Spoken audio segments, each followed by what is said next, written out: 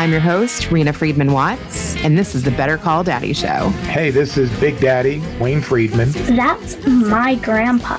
Grandpa, you ready for more daddy drama? My dad is my number one hero and number one fan. And I'm a pretty cool dude. All right, season 4, baby, here we go. More stories you're not going to believe. And maybe you will after you listen. 5 stars. 5.5 stars, 2 thumbs up. You are a pretty cool dude. I love you, Mommy. Don't stand on the table and damn the public. You'll get some words of wisdom to live by. Here we go again. Better call Daddy. You know what your problem is? You like me. Yeah, I do. Each week, I interview a guest, share the stories with my dad, and then he weighs in at the end of every episode with his wisdom and wit. Hey, Grandpa. Everyone from influential players to inspirational fathers, and of course, controversial people. Grandpa, my mom is calling. Creating that legacy one call at a time. And welcome to the Better Call Daddy Show. Stay tuned. Where's the music? Better call Daddy 'cause he knows you best. Better call Daddy 'cause he's bringing the test. He sees possibilities. Ooh, better call Daddy, he'll be by your side. Better call Daddy, you're the apple of his eye. He sees possibilities. Oh, you Today's guest, JD Murgolo, is a father, a podcaster, and a teacher. He asked my dad if he thought he could be a stay-at-home dad. It's not such an easy assignment, and it takes a terrific storyteller. JD, welcome to the Better Call Daddy Show. Let's start with the pronunciation of your name. I just had a conversation with my periodontist about this yesterday, my name. They're like, is that what you go by? I'm like, yeah, that's it. JD Murgolo. And it's as simple as it. So that's fascinating, though, to me, like names, because we just forget about the people have them, I think, sometimes. That's just my favorite thing to do is people that like checkout counters or the barista or whatever, and their name tag is there. And they might be in like the worst mood possible. And they're just scanning your stuff. And they're like, I think I just want to be done with this person. And, you know, we won't forget about the fact that sometimes there's a 4 and a 2-year-old. And they're like, I don't know, like they're ready to like, they don't know how to have a conversation with kids. So it's like, I just want to get this person done. And I'm waiting at, you know, for them to be done and scan everything. And like, you know, I'm like, you know, they'll say thank you, like whatever they're supposed to say, you know, the store's telling them to say, like, that's the most you're going to get out of that person. But, you know, I'll be the person that looks at them and goes, say, you know, well, thanks, Mike, you too.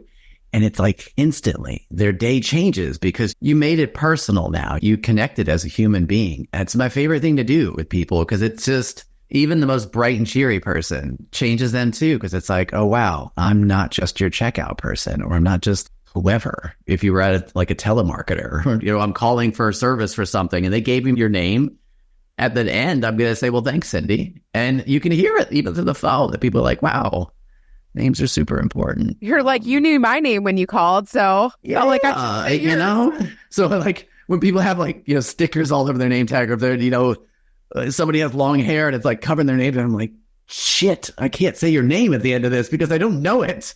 Can you move that for a second? We're about to get personal. Yeah, stop. I want to talk to you. But no, I love when people like ask me about it because it's the most like non-complex, like not name in the end, but people just, I think, get intimidated. Like, I want to make sure that there's an A in there and a D in that last name. Can I call him Murgolo? I'm like, no, what are you doing? What are you doing? It's just Murgolo. Murgolo. Has anybody like tiptoed on that in the intro? Yeah, sometimes. I think they get more flabbergasted by like what I do. Like, you know, is it fragile moments? Yeah. Just again, simple words. But we forget it. It was a trick when I was growing up that I didn't pick up on at first. My dad frustrated with me numerous times because I was just excited to answer the phone, you know, let alone like, you know, hear it on like an answering machine or whatever. And I just pick it up. I didn't know who was calling. And, you know, my dad, I'd hand the phone to my dad and they're like, who is it? I'm like, I don't know. He asked for Joseph Murgolo. He goes, like, son, I mean her last name. And then I figured it out. I'm like, oh, this is a cool trick. I know when you know me now because you can't say my name. But it's like, so years have gone by. It's still the same trick. It's like, holy, how do we not do this? I love that. I love being challenged by people's like tough names because that even brightens them more. It's like, you not only like said my name and thank you, but you got it correct, you know, like, yeah, DeAndre, is that how you say that? Yeah. Okay. I got it. Great. So yeah, sorry, that was a long introduction for somebody else's name, but It's been Okay, important now I what want to do. know more about like JD growing up as a kid. I mean, you were obviously talkative if you were picking up the phone. I'm not that kid that talked to the telemarketer, that's for sure. No? No. I mean, I maybe got caught, in the sense of like, I thought that they knew us, but I wasn't necessarily like interested in like just having chats with anybody. But I have always enjoyed talking. My parents will famously tell you that they couldn't wait for me to talk. And then I did. And then they couldn't wait for me to shut up. And it's coming around like tenfold because a 2-year-old and the 4-year-old pretty much has like an encyclopedia memorized at this point. It's so scary. And the 2-year-old she's starting to figure out like more words. And then, that like dad is kind of an important figure too, along with mom. So there's some days where it's like, my son is dad, can you look at, and then the 2-year-old's like next to you, just touching daddy. I'm like, oh my God, this is coming. I'm so sorry, mom and dad. Like, I figured out how to refine it though, as I've gotten older, that I'm like, okay, now I know what my dad was talking about. He'd look at me at a dinner table or whatever and be like, so is there a point to this story? I'm like, yeah.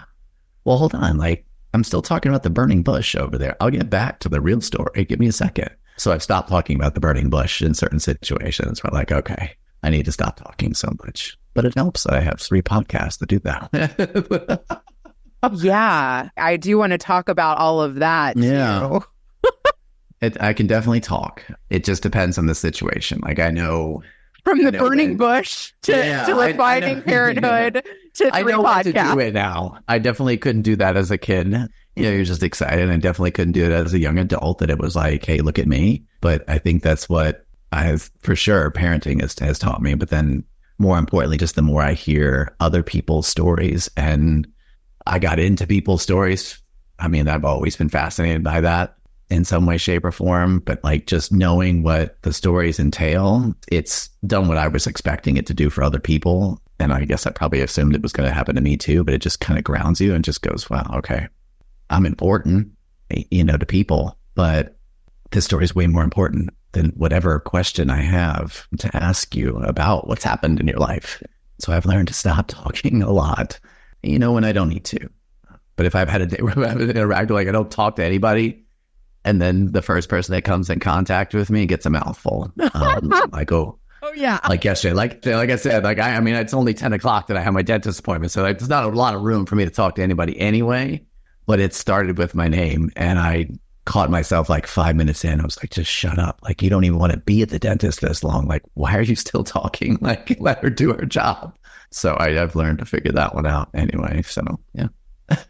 That is funny. I can relate to that. And I feel like a lot of people started a podcast because they wanted to improve things about themselves or learn about the world. Yeah. Have you discovered that in talking to other podcasters? I have in both directions. I've seen people that it like floors them, that they got into it and this is what happened with it. And, that's not the road they saw it going. And it was a great thing. And then I see it a lot. I mean, I haven't had a lot of like opportunities to be a guest, but like we were talking there at the beginning, just, that the way you go about like wanting a guest, like, sure, I would love to talk to somebody big and famous, but to me, it doesn't change how I'm speaking to you. And you can just feel it with some people. It's like, oh, I've got to just talk to this person. And then they get there and they're like, well, I don't know why. And I think it's just because you just get so wrapped up in just the business part of it, I guess. I don't even know if that counts as a business part of it, but you can see they get lost. And, like I said, at the beginning here, like they're asking me what I want to talk about. I'm like, well, take your pick, man. Like I can talk about anything here, but what was your intention of having me here? As a parent, as a founder, as a mental health advocate, what is it? I could go on for days. I could talk about hockey for about 20 minutes and talking about birds. What did you have me here for? I mean, we talk about that, right? I mean, that, just showing up and telling your story. But for a lot of people, like, that just means regurgitating everything. And for me, that just means, sharing some part of what you feel is going to connect with other people. And that could be anything from a traumatic childhood to the fact that you like creamsicles. I don't know. So I see it a lot. And I think that's where people probably get burnt out with it. And probably the listener gets burnt out because you can feel it, that it's like, that was kind of weird. Or forced. Or forced. Yeah. I mean, you could hear it. It's a New York Times, like a new one. It's called The Interview. It's very something simple. Anne Hathaway. Oh, Anne Hathaway. Okay. Yeah. She's a and it was actress. 2 episodes in this podcast, like it's a New York Times podcast, and people could feel the fact that she was being asked questions that she clearly didn't want to answer, and said it directly and kindly and said it indirectly. But I'm like, how do you not hear that just as a person, let alone like an interviewer, and this is your job. Like, you're a journalist at this point, right? Make you uncomfortable. And like, for me, like, that's what I go into with each story is like, I'm not trying to make you uncomfortable. I tell you flat out, like, if I ask something that like makes you uncomfortable, please tell me, because it's only coming from my natural curiosity. Like, I didn't go into this looking you up and finding everything about you so I can make you feel awkward and terrible and share what you don't want to share. Like, that's not, we put out there what you feel comfortable with. And that's, I guess, I don't want to say it's like where people go wrong, but it's probably where they get so frustrated with like just being a podcaster or like looking for people to talk to, because you're trying to find some nugget. And to me, they'll pop out, just because. Have you inched your way into sharing? Like, did you start off where you shared certain things, and now that you've done more, like 3 podcasts, have you gotten a little bit more risque in what you'll give away? For myself or like other people? Both. Yeah, that's what I tell other people, because today you might talk about something that was super personal to you, and we may never know, right? Hopefully that like what you shared was like a fraction of the whole story. But that was what you're comfortable with. And that may have taken you 5 days or 5 years to be able to say that. And so who am I to push that limit? And, I'm not your therapist. I'm not trying to heal you from that. And I'm not trying to exploit it either. So, you begin to get more okay with what you feel the world, needs to hear about that story. My hope is that when people tell their stories that, you're not leaving it out because, they don't need to hear that. Like, you're leaving it out because you're just not comfortable sharing that part of it. Doesn't mean you're lying. Doesn't mean you're hiding it. It's just not the part of the story that people need to know. And as somebody long ago, was one of my heads of school when I was a teacher.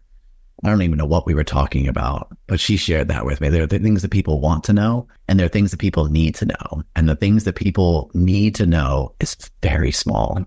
And it's true because, in this day and age where we share everything, you don't. You need to need it. It's not trying to be private. It's just not important to that person anymore. Or it's just not important altogether. So I go back to the Anne Hathaway thing. Like, he was trying to delve into something that I don't even know what happened back. I think it was like the 90s, something on social media. She became like a joke, and it wasn't even something that she necessarily did.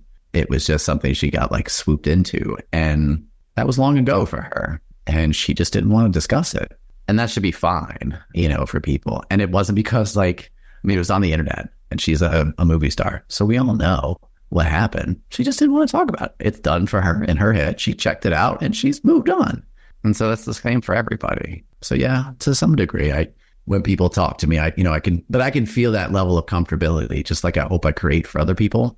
That's the greatest compliment that I never saw coming, when people say, at the end, like, thank you for creating this space. I'm like, why did I just put a microphone in front of me and headphones on? But it was unintentional. I had somebody ask me probably a couple interviews ago that exact question, like how that happens. And I'm like, I have no idea. I don't have this magic button that I'm like, I meditate for like 5 minutes before I start talking to people to make them, myself calm and them calm. I think it's just my appreciation for just hearing what people have to say. And just that, like, I don't want to go ahead and be like, damn, their life sucks. I'm glad I'm not them. Or, or the opposite, where if it's like something joyful where I'm like, wow, that's awesome. I have zero judgment either way. It's just like, well, that was a fun story. Never knew that was possible. Or, hey, that's something that I've gone through, or something similar. I never even thought about it that way. I just walk away with this, like, an inquisitive brain, I guess. And I guess that comes out. I don't want to say like I have some magic touch, but it's just that, like, I really don't think about it. And it doesn't matter who you are to me. Like, you could be the president of the United States, or some guy that, like I said, at the checkout counter. I would have the same. I'm going to get a little bit more nervous if you're the president and you're sitting down talking to me, but I'm not going to have this plan of questions for you, because I wouldn't, right? If you bumped into somebody at the coffee shop, you just might like their shirt, and you started talking, and then 20 minutes later, all of a sudden you're having a conversation about religion. That's how it would happen. You wouldn't have this list. Oh, hold on. I wrote down some notes for any time I bumped into somebody with this shirt. I was going to ask these questions to them. You wouldn't. So for me, I do the same thing. And I guess that's where the storytelling magic, I guess, comes from me. I guess. I don't know. Yeah. I know, speaking of religion, you did do an episode on Santa Claus. I did for kids. Yeah. It was just entertaining to me. These are conversations I've never had. So they're all fascinating for me now. My wife and I, and this is like a whole other life for us. We were middle school teachers, Montessori middle school teachers. But those kids went home. They weren't. But every time I checked in, I was there. And I knew that I was part of their journey, part of their story, and made sure it was, as positive and uplifting as possible. But then at the end of the day, I would think about if it was a tough situation, for that child, I would think about them for a moment, like, man, like, what can I do, better the next day, or how can we support them? But it's nonetheless, like, they weren't my child. I didn't have to think about it. So a lot of those conversations, and we're talking, I started when I was 25. So like my brain was just getting wired together. I can't say I never like thought about kids, but I also was never like gung-ho for kids, and wife the same way. So, a lot of those things never crossed my mind. I know what my parents did. So yeah, I did it just because it was like one of those just interesting things that you have to go through that they just don't, you could do a whole story about and podcast about that. Like just things they don't tell you as a parent. You could read 1,000 books and watch 1,000 stories and videos and whatever, but there's just so much that's just going to happen. And they don't even tell you that it's like, hey, this is great that we just shared with you, but there's a whole other section over here that's going to remain a locked door until you have a kid. And that's wonderful. So just really be prepared for the unexpected. But that's one of those things that it's like, okay, well, I know my parents said something about Santa Claus, like not being real at some point, but I also know that they played into the fact that like for a while he is. But it was just so funny to watch. Like it was such a big deal. And I'm like, well, he's 2 at the time. Like right now he thinks Ninja Turtles are real. Like, why am I going to destroy that for him? Like, so no, that's just a movie. Those are just your toys. Why am I going to do that to him? Like he thinks Lightning McQueen is real. Like he's on my bucket list of like things to see is Radiator Springs. Like, I don't even know where that is, but why am I going to take that away from him at this point? But if he ever asks me if they're real, I'll tell him like it's a story and this is why that story. And I think that is what fascinated me because I've never heard anybody just kind of level it out. It's always like, well, I'm not telling my kid that Santa Claus is real. Like why are we going to be talking about fake things? Well, he's scary. Like, why would we tell somebody about going down the chimney? And like, but I've always just heard those versions of it. It's never just well, they don't understand it completely. Don't ruin their world. They'll surprise you and they'll figure it out. I guess it was when he was 3 here. We read The Grinch and it was just a story that, was in our bucket. It was Dad's book when I was a kid. And he picked up on it. He's like, so is the Grinch like going to come take my toys away? And I'm like, well, for starters, we don't have a chimney. But secondly, like, no, that's just a story. And you get to spit it then at the end, like, hey, and he still asked about it because there was like an inflatable, like our drive to school, like for a while there, that was like the Grinch. He still knows where that house is with the inflatable. And every once in a while, I'll be like, so the Grinch was like not nice. And my wife will be like, well, yeah, but do you remember what happened? Yeah, he learned to be nice. And then that's it. So we got to spin a different narrative. We got to like show him the full lesson. So why am I going to do that with Santa? So I love that part about like, there's a full example of like stories and their importance, right? Why am I going to rob a kid of a story? They'll figure it out. Hopefully it's not some, ridiculous kid at school that tells you that, oh yeah, well, your parents just lied to you. No, Stephen, we didn't lie to our son, but it's going to happen. So why am I going to dictate that narrative for him? It was just fun to see the different approaches to it. I think the one takeaway that I think I truly appreciated in all of it, somebody mentioned just the way the gifts are given and just being conscious of like other kids and what they might get or not get for Christmas. And as they begin to appreciate, obviously, like, what that time of year means, but the big gifts should come from mom and dad, and the little ones you can, say it came from Santa, because that keeps you as the parent, as the important one, as the one that's really paying attention to you. So it keeps the story of some Santa Claus or whatever you want to believe there, but that mom and dad are the ones that, are here every day and really paying attention to. And I was like, oh, that was beautiful. Thanks for sharing that bit, So, but it's a good holiday example, at least, of, how important stories are, no matter what age, right? I really liked you bringing up tradition and what traditions we have in our family or want to have in our family. And also alongside what you were saying, you did mention earlier that you didn't know that you wanted to have kids or be a father. So where was the switch there? It just no. And we did the same thing getting married too. I mean, I knew that she was the person I wanted to spend the rest of my life with from the day I met her. And I was very honest in telling her that. But I never was like, oh, I can't wait to get, married and have kids and live here. And it was just the idea of her that was there. And so it was the same thing with kids. In fact, I was very nervous getting married because when I met her on the side of being a teacher, her best friend has 2 sisters, and they run this bridal, like I will call it business because there's everything from the flowers is set up to the dresses here in Durham. And when I met her, she was living with one of them and then working with them as well. So on the weekends, every once in a while, she would set up these like fantastical weddings at like Duke Chapel and, wherever. And I'm like, oh shit, like, what am I going to have to do? Like, she's seen like some crazy wedding setups. And then like when it came time to talk, she's like, I don't want anything to do with that. Like, I just want to like, have this like simple like family ceremony. And it wasn't like, oh, thank God I don't have to spend money. It was like, how am I going to do this? Because I don't have an image. Like, what is her image going to be like? But it was the same for having kids too. It was like, we talk a lot about things like that. And so it was just kind of a conversation.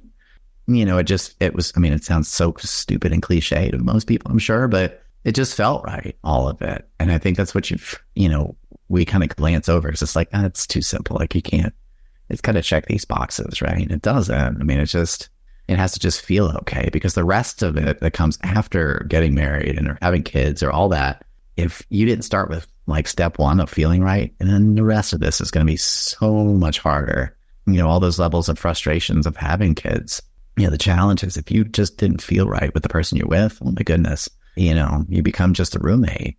We knew that starting a family was what we wanted to do. So we moved from Charlotte here to Durham to do just that, because I've never lived anywhere else other than Charlotte. My whole family, I was born in Jersey City. My dad grew up in Brooklyn, mom in Jersey City. I have a brother that's 5 years younger than me. He chose to go not out of state, but he went away for school, Appalachian. So we're only talking like 2 hours away from where we grew up. And I stayed right close by because I was like, well, I have a full ride to a school back in Jersey City. I'm a very great school, but school right down the street does the same thing. Like, when am I going to leave home?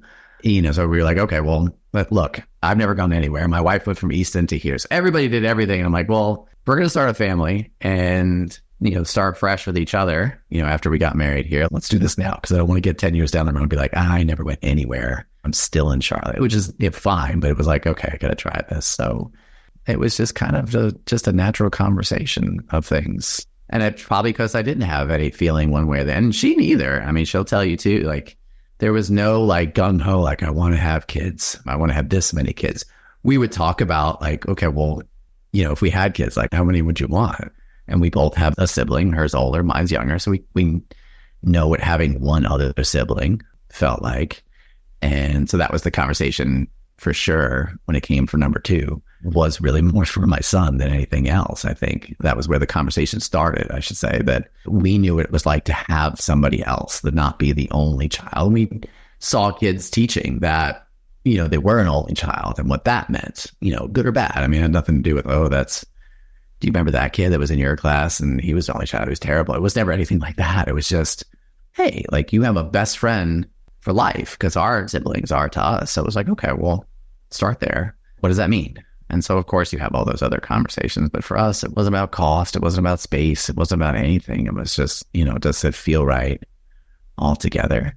And I think we still have our times where we're just knocking heads, where it's like, one person sees the situation as one thing and one person sees the situation as another. And like, they'll go to bed and we're like, well, that was ridiculous. Like, I'm tired of this. Like, so you get frustrated still. But I think what grounds us is the fact that we didn't have this huge thought. It was just, it felt right. So how much did your families come into play? Our families, a lot. I even go back to that tradition conversation. I can remember walking with my wife when she was pregnant with our son, just talking about that. Well, here's what we've always done for Thanksgivings and Christmas. And, how do we split that? Because by that time, both our families had moved closer to us to be, around, since we were having a child. So we thought both of your families moved close? Yeah. Wow, that's nice unexpected. and also rare. Very rare. And we are super grateful for that fact, because that was either one of us going, okay, well, can you come closer? Because my parents still lived in Charlotte area. So we're only talking 2 hours away. And we had already lived for about a year and a half away from them. And that was strange for me because I've never lived far at all from my parents. My wife, though, has lived here in either Durham, Cary, or Charlotte with me. So 11 hours from Easton, Connecticut for probably 10 years at that point. She did that long ago. So it was kind of familiar to her, but neither one of us were like, well, so we're pregnant. Can you move closer? We didn't even think possible because both of them had been in the place that they lived for 30 plus years. Wow. My parents, if I had to go back, my parents were probably the one that would be most likely to, because they didn't have this huge friend group that they were going to leave behind. It was just the familiarity of stuff. Whereas my wife's mom, her father passed away 15 years ago. She had this huge friend group. Her husband was a fireman for many years. Again, grew up in this small town. So everything was up there, from her family to her friends. We were like, well, looking back, there was no way that was going to happen. But yeah, so that was since they were there, we had that tradition covered. That's why, I chose to speak about it, because we had a big conversation. I don't think people do, because it's well, I want to start my own traditions. Our traditions are built around what we did as kids. And some of them, are important enough that we want to figure out how to do that with our kids eventually, or it's possible, now, because it'll be important to them, they'll remember it. And some of them are just, okay, well, it's not something that's necessary in this day and age. My mom has always liked doing Thanksgiving, so that was an easy one. Christmas, my mother-in-law, grandma there, she has her own traditions, and, as well as my parents. So it's okay, well, how do we make them both work? That was probably a deeper conversation than actually having kids, because we knew that family is so important to both of us. And I think that's probably what attracted us to each other too. It was you could see that I wasn't going to have to explain to her that talking to my mom every day is important to me. She just got it, that's a value. And then, it's something I guess you just don't, until it comes along, you don't talk about when you have kids. It's always the other stuff. Well, do I have the right, crib and the right stroller and, does the room painted the right color? And that's fine and dandy, but they don't care about any of that stuff. They don't feel any of that, They feel what you're doing, and they understand what that looks like at any age. They can feel that vibe. And I think that's why it sticks for our kids. We go to my parents every Sunday, and the 2-year-old had got it very quickly. That's what we do. And you're excited, and you can see when they get there, they ask my mom the same questions, what are we going to plant in the garden? Or, what surprise did you get me? And that could be anything from a jar of pickles, because my son likes pickles, from her, to the fact that she understands what they enjoy at home. But it's because there's a small tradition. That's not a holiday. That's just being family. Okay, so family can be awesome, but it can also be intrusive. And you are kind of running things differently than probably how your parents probably, yeah, did things. You're a stay-at-home dad. So what do they think about that? My parents? I think my mom is probably stunned, not because she didn't think that it was, that I was going to do that, but we never talked about that kind of thing. My dad is super caring and, super involved, but he was the 9 to 5, right?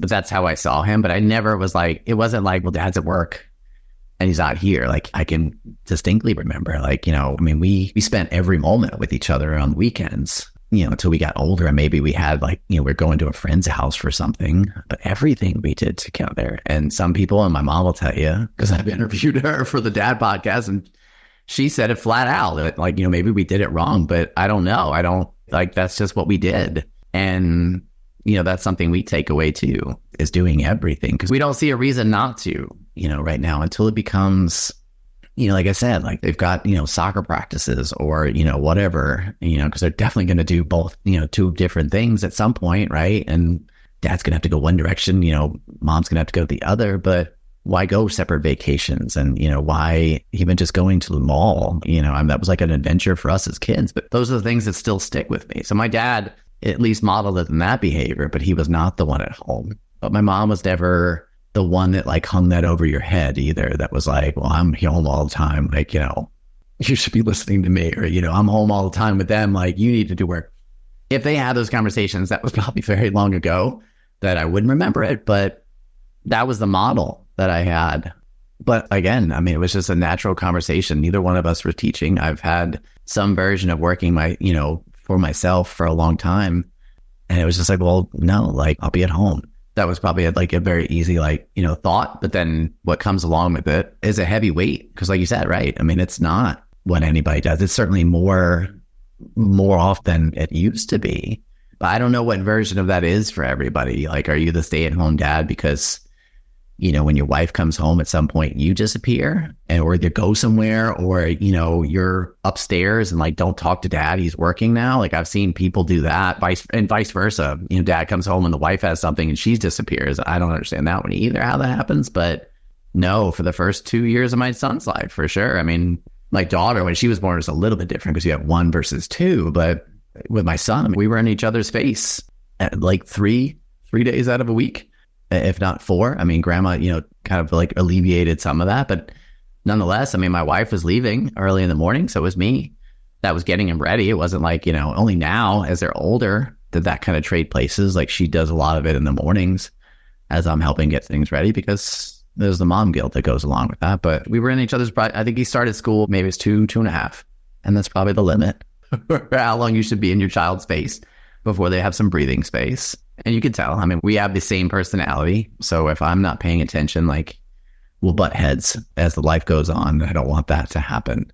But I think the hardest part for that, for me, was not the physical aspect of it. It wasn't like juggling, naps and feeding and whatever. It was like, okay, like that was just, okay, how do we make this all work? Like, this is a fun challenge. It's the mentality of it that it's like, how do I feel valuable or worthy of anything? Because like, this doesn't feel like I'm doing anything at all. Like, what am I contributing? I'm just teaching them things. Like, what is it? Like, this doesn't make sense to me. So, and I still wrestle with that, because here I sit at home and my wife's fully aware of that like, this is what I'm here all day.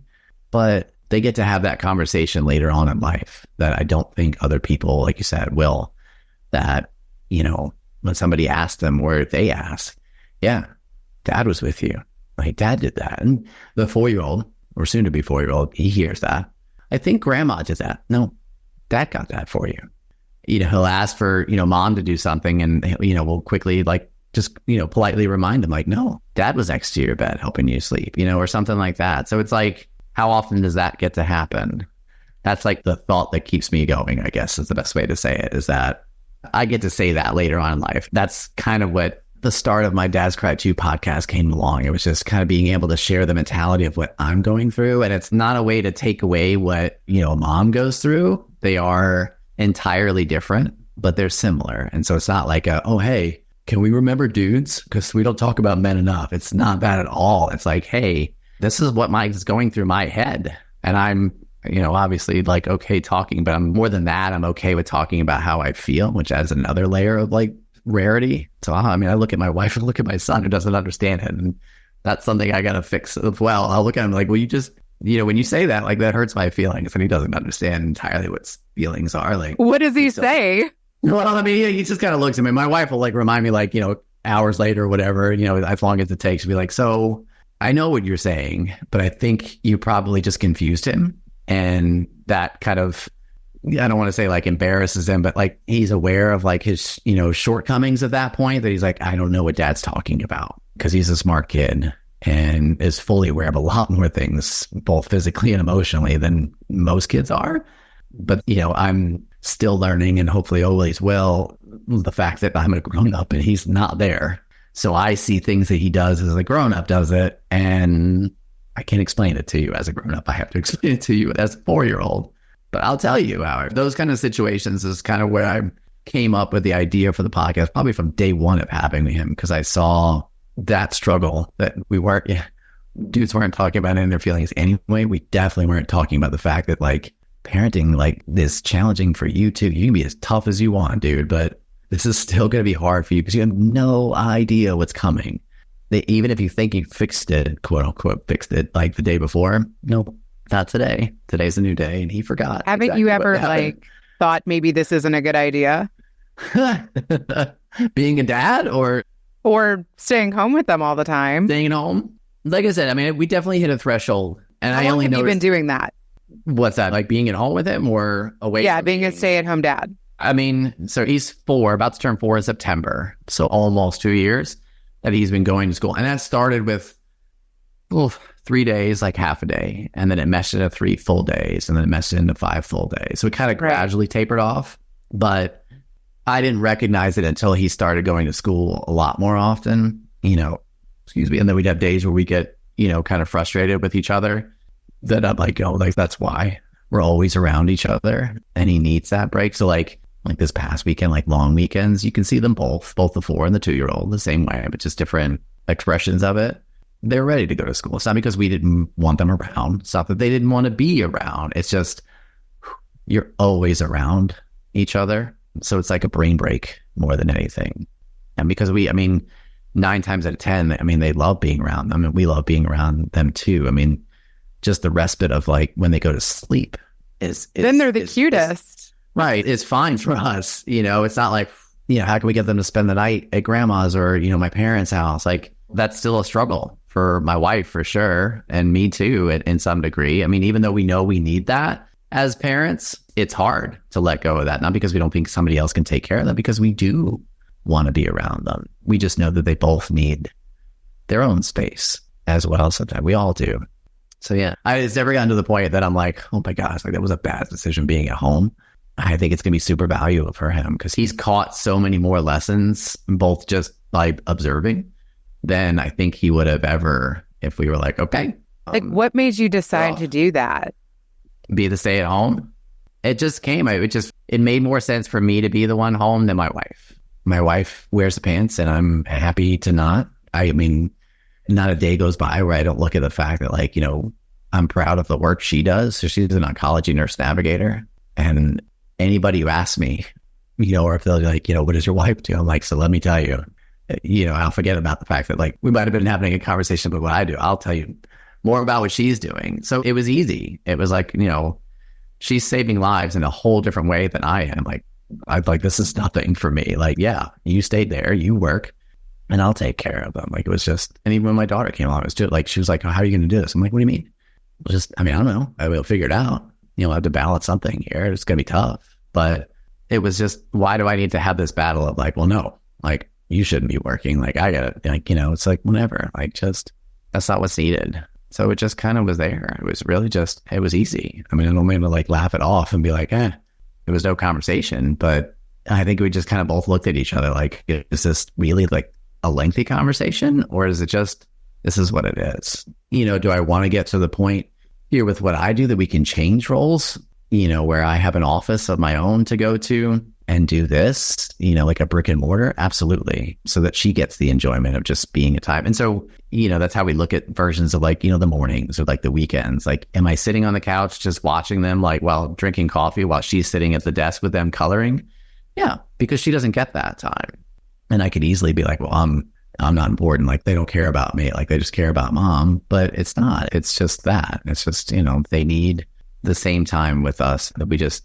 It's just hard to figure that out sometimes, how you get that time. But it wasn't a long conversation.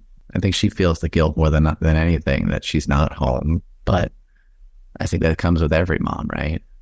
Yeah. No, it's funny because like in my house, like my husband has always been the one with like the corporate career, and I have taken clients, but I always feel like my clients come second to his work schedule. Yeah. And I'm like, have you become friends with like the mommies that drop off their kids every morning? Yeah. Because I feel like there's got to be more moms doing that. Yeah. I see it. I see when I drop off at school, it's actually the opposite. I do see a lot more dads doing it, but I always... On the way to work? Yeah. Yeah. I mean, when I drop them off at school, it is more dads than moms most mornings that I see. And I'm like, well, that's awesome. But you can see some of them, like they're in their suit and ties. Some of them are got their scrubs on. So I'm like, you're dropping off and, like that's your role for the morning is just to do the drop off. But I'm the only, maybe one other parent consistently when I go to pick them up at like 3 is when the afternoon like ends for them. And they can stay there longer as most people. But there's only like 1 or 2 like other people consistently that are there to pick up their kids at 3. The rest of them, and my mom used to be the head of the school that they go to up until a couple months ago when she retired.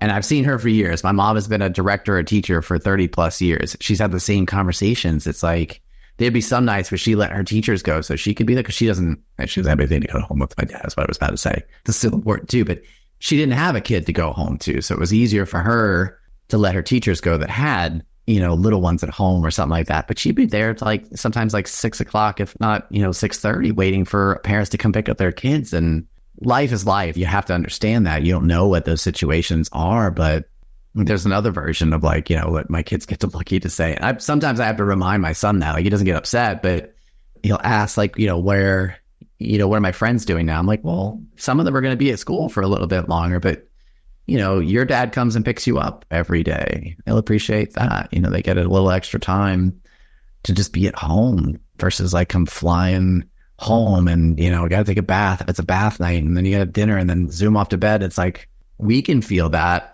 just in our window of time. I mean, they're coming home. It's only like 20, 30 minutes to get like home from school for them. And so they have a good chunk of time before we have to do things. We're still squeezing things in, like if they want to take a walk or go on the playground or, whatever the case may be. But on nights that we come, like my wife comes in, she's home by like 5, but by the time she comes home, like you do have to start thinking about, dinner. And like I said, if it's a bath night, you could see it in them when they're, rushed, fall out of routines or whatever the case may be. So everything that we think of as far as like big conversations for families, and again, I'm going to like make it sound like so simple and, easy to think of, but it just comes down to them. What's the best thing for them? And sometimes it sucks what we have to do. And sometimes it's just perfect. But nonetheless, like that's our answer. Like, what's the best thing to do here, for them? Like, what's going to make it easy on them so that their brain can process it? My son definitely is like that. I mean, he'll plan out your whole weekend if you let him because he's thinking about that. So, and if you throw a wrench in that plan, if you change something, he'll ask, like why? Like he'll get upset, by it because you put his thought in his head. I mean, it could be everything from like going to the playground to not spending enough time with mom because she came in and just all of a sudden had to like, start dinner. Like you can see it in him, like it affects him because he didn't have that time. So we're very conscious of what that means. Do we get it right? Are we in their faces too much? I don't know.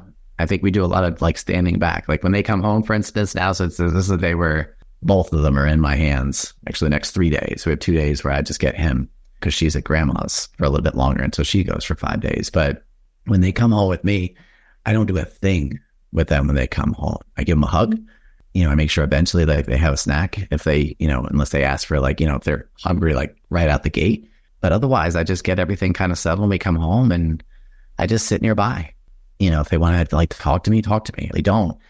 But you can see the need to just process the day just like an adult, right? And so it's like that. Like we forget to think like that for our kids. I think that it's like, hey, what do you need at the end of the day as an adult? Do you need to just unwind and then be, to yourself? Yeah, they do too, or whatever it is. And so it's the answer to a lot of questions. Like how would you answer that as an adult? It's probably the same answer for that kid there. Just looks differently, maybe, That's interesting. Do you think that your Montessori background kind of played into your parenting style? Absolutely. It's been a part of my life for like day one. I've gone to Montessori schools all my life, but it give you like a quick synopsis of like Montessori for those that don't. It's a life philosophy. It's not academics first and foremost. That's embedded in there, but it's the life skills. I mean, you'll see my daughter this stage. He did the same thing too. Like she's, learning to like pour water into a cup. She's peeling oranges. She's learning to dry her hands with a towel. She's sweeping. And like all these things look like chores on the outside, but man, the enjoyment they get from that, like they feel like super huge and big. So if you don't do that version, some version of that at home, holy smokes for her, for sure. Because she's like, well, hold on a second. Like, I want to sweep. And so that She probably wants to peel the entire bag of oranges. She melts down because you didn't let her be a big kid. So it doesn't change when they become middle school, which is what we taught. It's like letting them feel big. Do I have to think a little bit more as far as like lessons when it comes to math and history and science as a middle schooler? Absolutely. But nonetheless, it's like organizing a binder. It was, making sure you understand how to read a syllabus. These are life skills. They look different as you get older, but that I think released a lot of pressure as a parent, because I don't sit here and tell them like, okay, that's the letter A. We just did the ABCs, or I'd point to it. I don't sit there and be like, okay, today we're going to do colors. This is a book that had that kind of stuff in that. And it just kind of happened like naturally. And now, the 4-year-old, like he's getting those academic lessons. He doesn't realize it, but he'll come home and like start talking about numbers. Like he'll sit very like, close to like the paper, and he's like writing very serious. And I'm like, what are you doing? He's like, I'm doing numbers. And I'm like, okay, like just show you some lines. It's like, what number is that? 18, 19, 32. Awesome.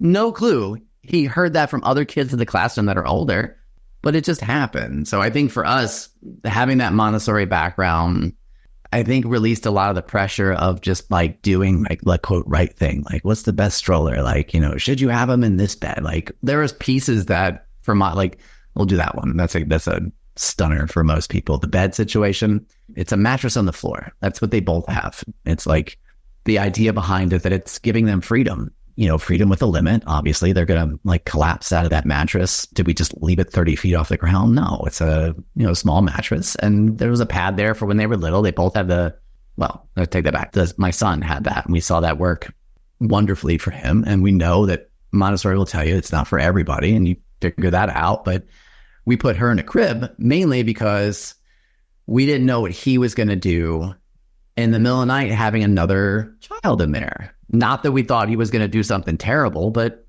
you just don't know. So we're like, well, let's put her in the crib. And she was fine for a little while. And then when we moved, you saw it play out a lot differently all of a sudden. Like now they're both in each other's rooms. So they weren't, but before we moved, she kind of had her own, like we'll say like her own room, but she was, only like months old. But it was confining for her. And so now they both have a mattress on the floor. He has a kind of like a wood house frame, but it's still just a mattress on the floor. But they gave them like freedom with the limits. But for a lot of people, I can remember someone coming to like look at our house. Like we rented a house when we first like had him, and they had to come in like every couple of months.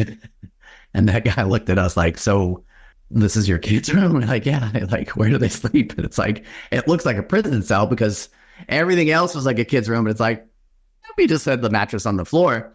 But it's a good example of like how people observe just these small, simple things that we just put so much thought unnecessarily into. And in the end, it's like the least important thing of their day. We get hung up on things like that. And it's like, well, it's sleeping. Like there's a bigger portion of that versus, what kind of crib, and does it do this, and does it transition into that? There's a skill involved with sleeping. That's informed a lot, of what we do, because they're the same. I mean, we taught middle schoolers, teenagers are the exact same as toddlers. They just have a little bit better understanding of how to speak about their emotions. But in the end, I mean, I'm doing almost the same thing as I did with them. Sometimes, like I said, I have to tone it down. It's like, wait, he has no clue exactly what I'm saying. Like he doesn't get that logic yet. Sometimes he thinks that his body is sad because it needs to poop. And I'm like, I don't know if that's exactly what sad means, son, but we're close. Your body, so it's like, but it's because we've had those conversations versus these developmental things of like, can they talk yet? And, what words are they saying like spontaneously? And we never thought about those things. He just existed for us. And I'm using him as the example because like he was by himself versus, having our daughter around. Like the changes because they're two different scenarios, but that didn't change. I mean, he was always around adults.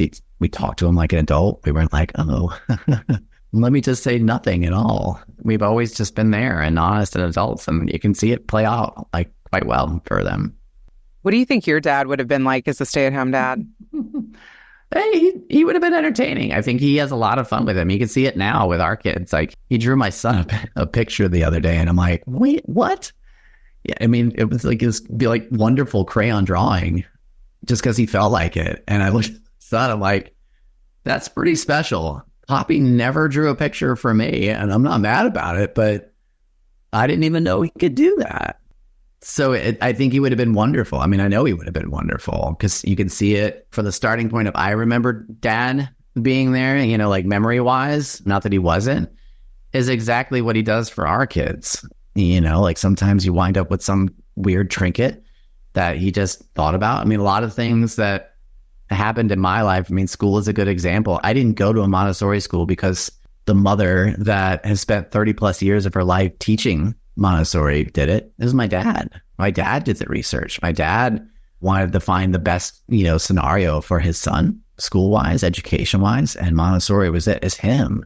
My mom will tell me that every once in a while. Like, you know, it doesn't happen as often now because the things that are being purchased, they're few and far between because it's like, you know, they're getting older. So sometimes it's just clothes or just one thing. But in the beginning there, it was like, you know, Dad wants to do this. Like, what do you think? You know, it's him that like thought about this. And that's me. Like, I'm aware of the fact that that's my responsibility. So like my wife will come home, you know, we'll have some, you know, go back to sleep because that's one that like people love to talk about. Like, I'll be the one that read something like, hey, did you know this? Or some tidbit that like I said, like a 4-year-old's brain is still like a toddler's brain, just much like an 18-year-old's brain is, you know, still like a kid's. Like, I'm the one who's like, and not that she's not, right? But I'm the one who picks up on a lot of that stuff. So I think he would have been wonderful. I mean, he is like, because he picked up on exactly what I'm doing. I'm the one running to Target and Walmart for like another Cars toy. Like I need, like my son needs that, like another hole in his head, but because he's mentioned it. So I'm like, okay, I'm going to spend an hour of my day that I don't have finding what he just mentioned. But you can see like those are, it doesn't, I mean, it's a $4 thing, right? And it's not, you're not going crazy. And I'm not going to, you know, when he gets older, you know, my parents were just like that too. It was like, there was some thought.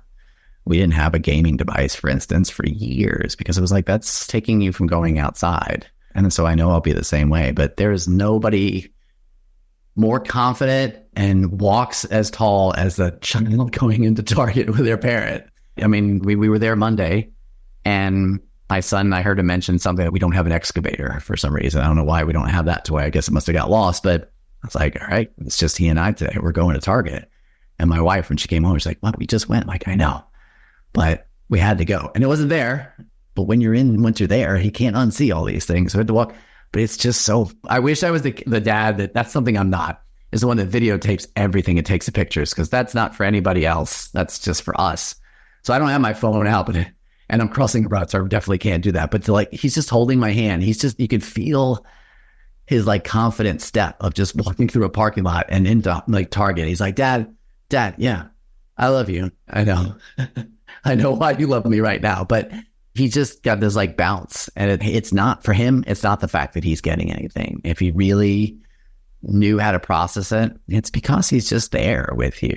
We forget that too, because we're videotaping it or because it's just like, no, like they don't need anything else.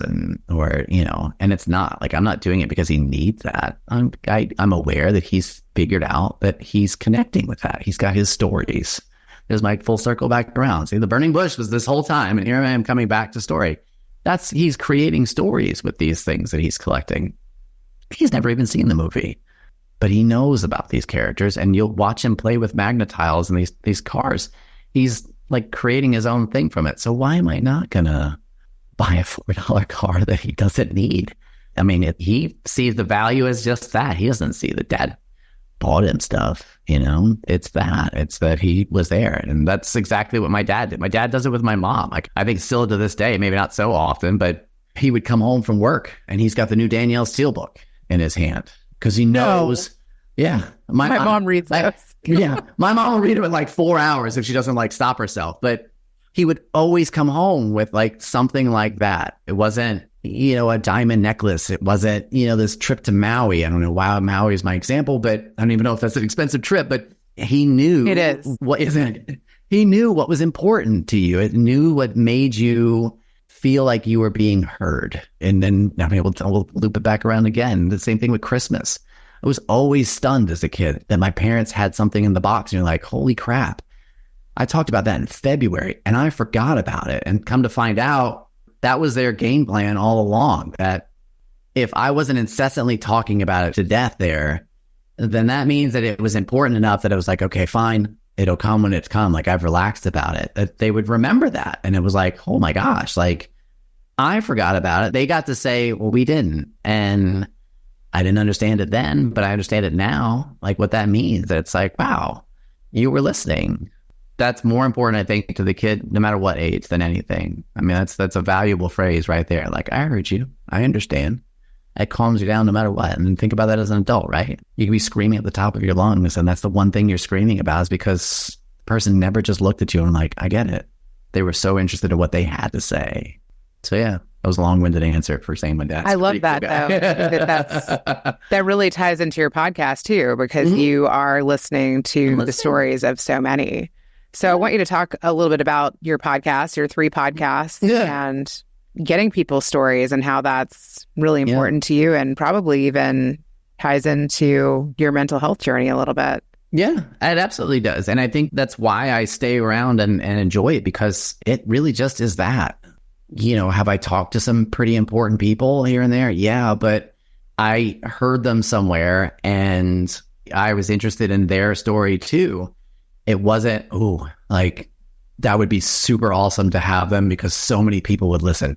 They don't. No matter who you are, they do because that story is interesting and not in a marketable way. Just, wow, I never heard that kind of a story, or wow, I didn't think that was possible. So I think for me, that's why they are easy to do. It sounds like, oh my gosh, like you're doing 3 podcasts, but they're 3 storytelling podcasts. They're just 3 different types of stories or versions of them. Like I said, I mean, the parent one we've talked about a lot here, but that's my own personal story, really. It's something I get to share with my kids later on, is what I'm hoping.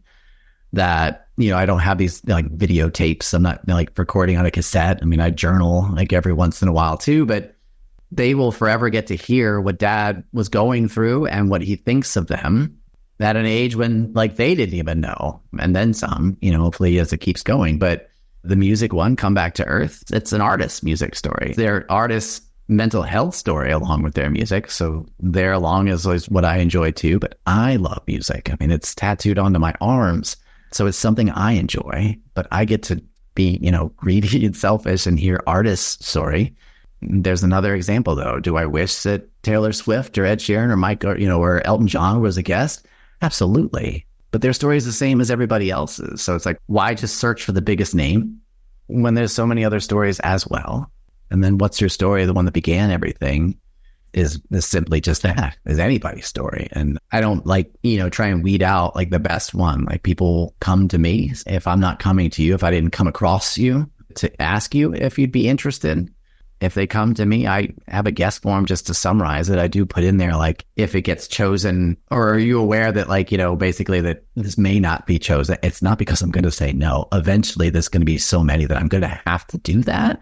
But I don't read your summary and go, heard that one. Sorry. Because you haven't, right? I mean, you don't know what's going to connect. And that's what I tell, that's a good one at least to share. With the parenting one and the artist one, they unfortunately, I have kind of specifics that I have to stick to with that because they do have a specific tagline to it. But the story one, that's how I start with people. That's kind of, I mean, if you want to call it a question, I ask them like to share this part of their story, you know, that they feel is going to connect the most to other human beings. So it's really up to you. Some people think about that. Some people don't. But who am I to sit there and tell you like, oh, so I Googled you and I did a deep dive like 3 pages into Google.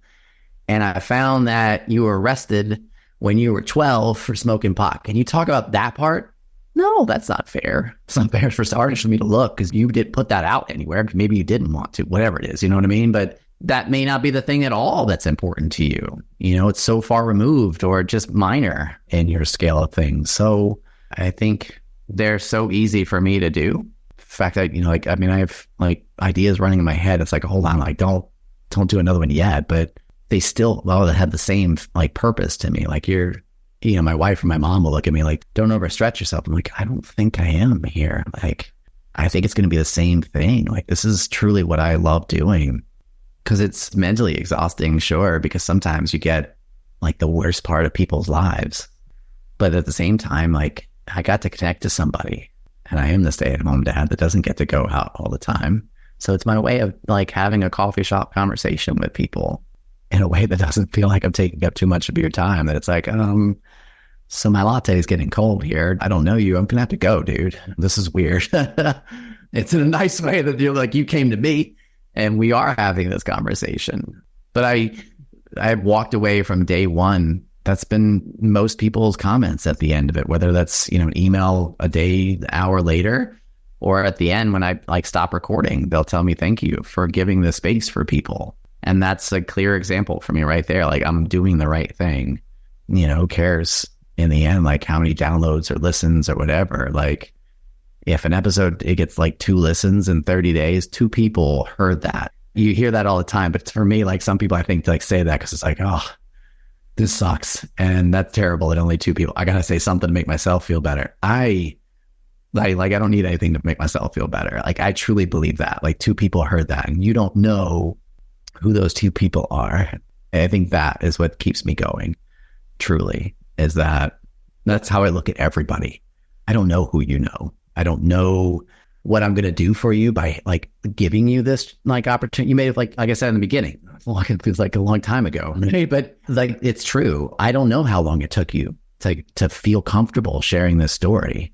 And so I can't pull any more out of it than what you're comfortable, because this might be the most courageous thing you've done in like months, is be able to finally say that the death of your friend 20 years ago really hit you hard, or, you know, you really enjoy creamsicles, you know, and like that's what I feel like. Do you? Answer, like, I do.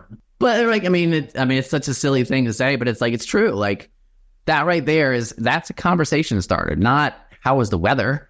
It's that. It's like, it's noticing somebody and genuinely being interested in what you noticed about them.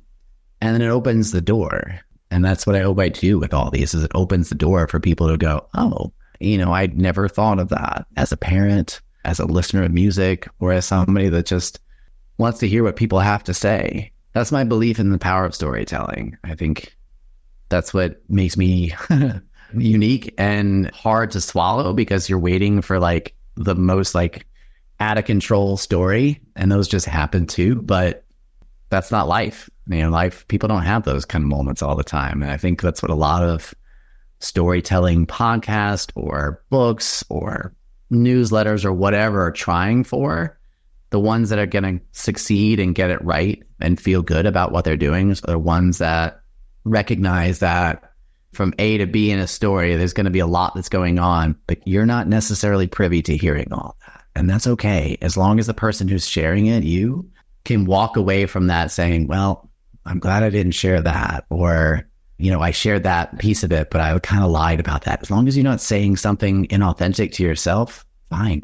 We'll never know. We'll never know what actually happened or not. You will.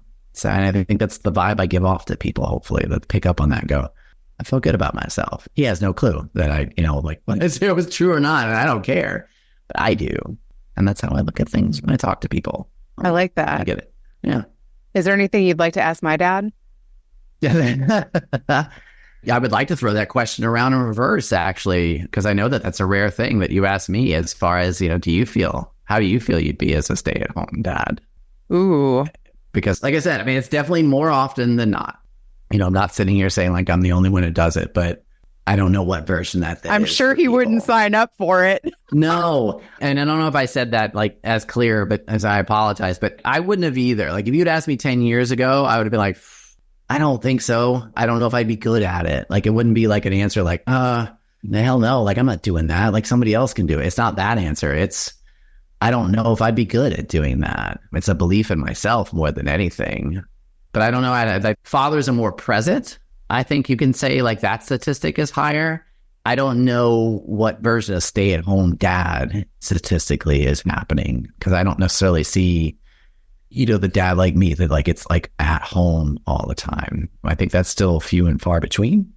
But the presence of it is definitely changing for the better. That it's like you're aware of the fact that when you come home, like your job did not just end, like your job just began. That's something to embrace rather than be like, I just want to binge Netflix. Like, no, you don't get to do that anymore. That kid has been waiting for you all day. So you have to kind of swallow it. So no, I would have been the same way. I would have answered the exact same way. I would have been like, nope. I actually love that question, though. And I'm excited to kind of hear his response and his reflection on all that you mentioned. Yeah. And I also, one thing that just came to mind is, like what you're saying, my husband comes home and he immediately wants to get on the floor and play Legos with my kid. Like, he knows he has so few hours in the evening to do that. And he still wants to plan trips to Airbnbs, even if it's only for a couple days of those vacation days that he's earned. And I think from everything that you've said today, I think it's really important to create experiences and have that present energy for your kids. And I feel like the pandemic really made that more possible. I mean, my youngest 4-year-old has gotten more attention with us than any of my other children. And I think it's been extremely beneficial. Yeah. My phone is nearby me just because I'm the only one home. It's behind me. Usually I sit on the floor, by the couch. So it's on the arm of the chair. But I'm like, okay, is everybody good? Like, she's over there coloring. He's, playing with maggots. They're not looking. All right, I'm going to scroll. It's just there. I don't try and fill that void. But yeah, it's that right there. That quote always hits me. At some point, your kid is not going to want you there in the same way anymore. You don't know when that day is coming. And it's not like you have to fill every moment and be in their face. But I mean, and again, I'm using my son as an example because he's the older one and you can see it clearer. But he wants to know that you're around. I mean, sometimes in this extreme case, to my wife, that he is aware that you leave the room at some point when he goes to sleep. Or sometimes he's like, I just miss my mom. And well, she's sitting right next to you at dinner, dude. But it's that right there. They want your presence. So take advantage of that right now, because eventually they're just going to want to go hang out with their girlfriend or their friends or be involved in whatever the case may be. They don't always end up my brother. Well, my brother's a good example. My brother doesn't, he's there.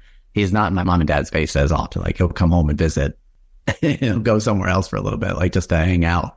And it's well, you came into town to be near everybody. I'm like, okay, what, mom wants to make breakfast for me? Great. I'm 43. You could still make breakfast for me.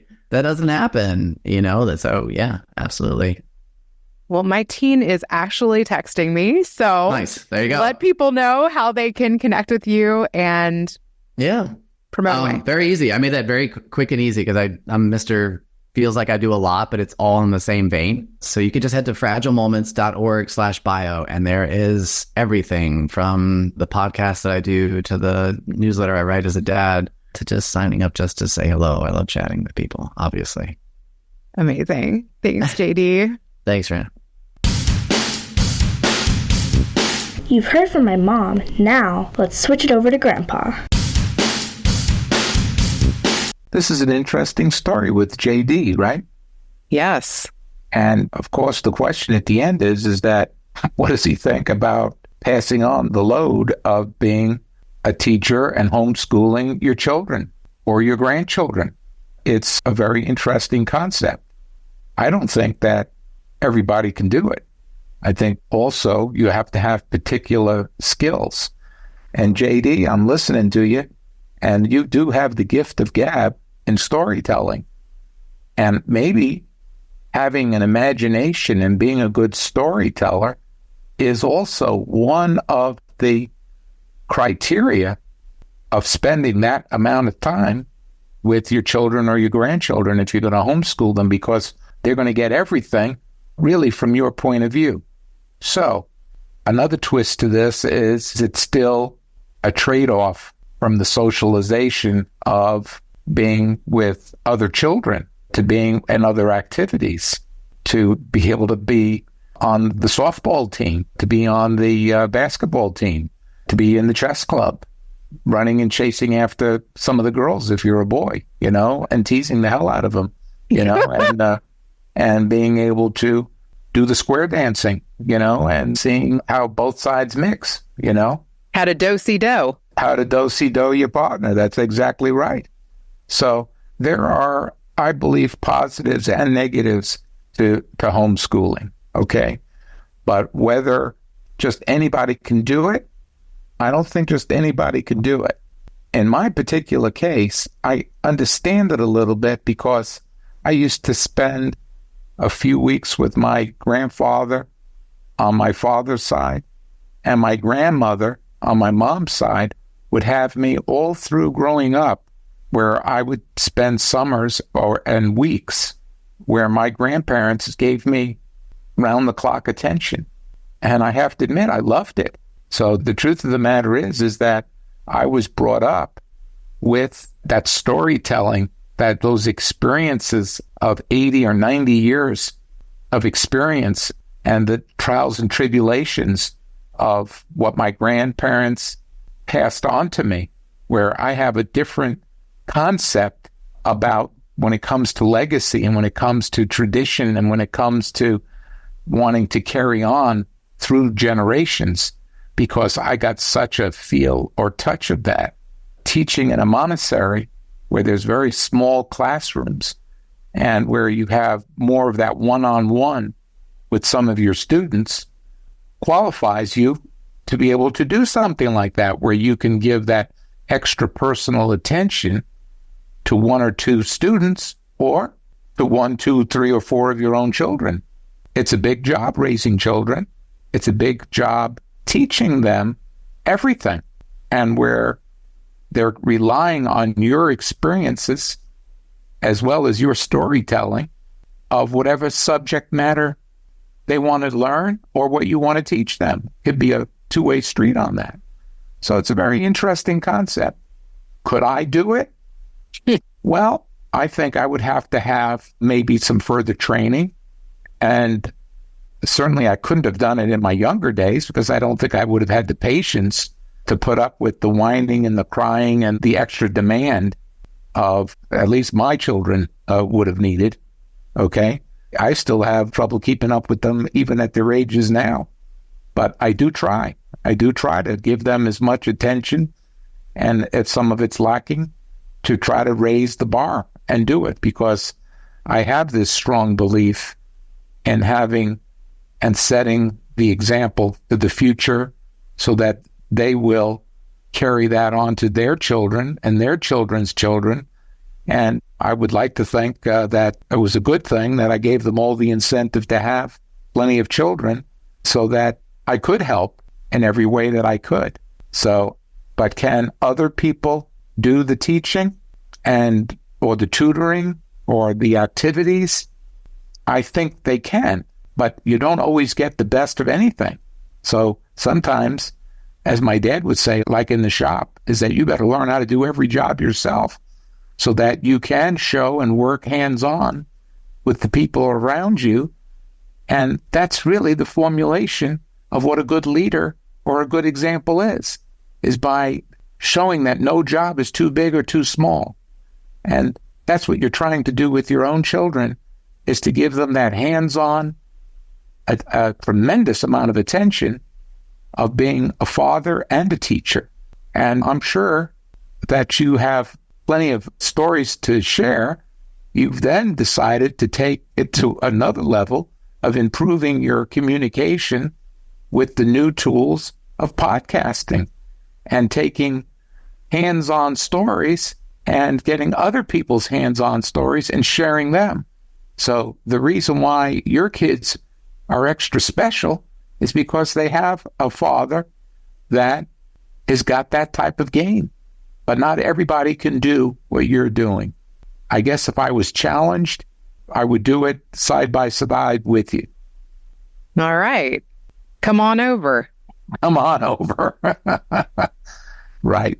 But as you know, I've got my hands in many games. So at this time still, I have to try very hard to see if I can bring my kids together and my grandkids together, but in a way where I don't drop the ball on any of my responsibilities to my mom, to the job, to your mother.